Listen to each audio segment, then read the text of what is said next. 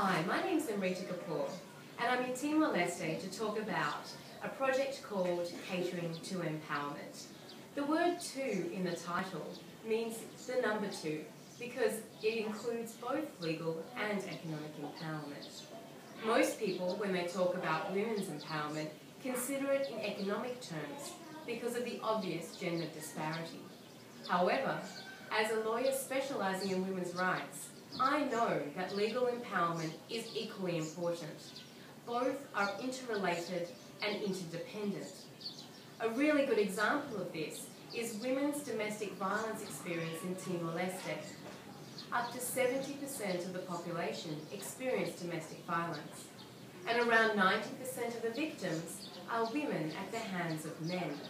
So domestic violence is still a significant obstacle to women's empowerment in Timor-Leste.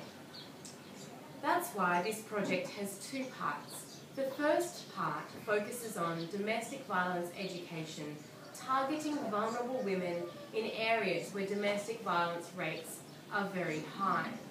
The second part of the project is to make it self-sustaining and able to grow in the future. This involves a catering business which will employ women survivors of domestic violence. Now, Timor-Leste has a new law against domestic violence, and that's what makes this project particularly important and possible. I've been able to collaborate with a human rights NGO in Timor-Leste called the Judicial System Monitoring Program, JSMP. Now, JSMP has offered to donate their time and expertise to oversee and to guide the project to ensure its success in Timor-Leste. Lewis is the director of JSMP, and he's going to explain what the context legally is in Timor-Leste in regards to domestic violence. In 2010, after 10 years of civil society advocacy, the law against domestic violence was passed, strengthening the criminal legal system and creating service to help domestic violence victims. Now, Lola is the Women's Justice Unit Coordinator. She's going to explain the role of this unit and the work they do in Timor-Leste. The Women's Justice Unit in JSMP works on issues affecting women's empowerment, including domestic violence.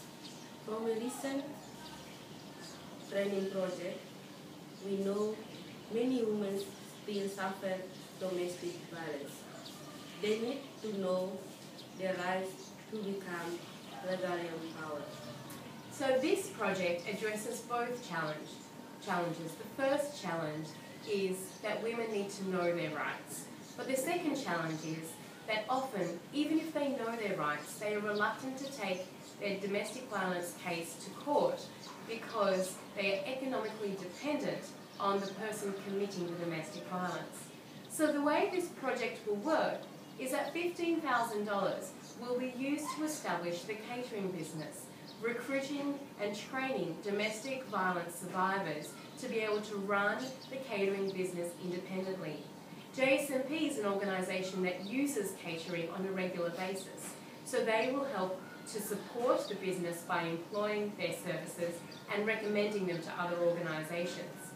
The profits from this business will be used to expand it, but also to fund the domestic violence education program, where the rest of the $10,000 will be used to recruit one women survivor of domestic violence to start educating women in areas where the rates of domestic violence are high on their rights under the new law and the services that they can access. The success of this project will be easy to measure. Firstly, the profitability and growth of the catering business, how many more women are employed in the future, but also the number of women who attend the domestic violence education program and the number of court cases about domestic violence that go on to completion. Ultimately, I believe that this project is going to succeed because it looks at both legal and economic empowerment as intertwined concepts. It also draws on the expertise and knowledge of JSMP to guide the project to success in the future. It focuses on empowering local women who have suffered domestic violence to be economically empowered, but also to know and to be able to claim their legal rights to be free from domestic violence.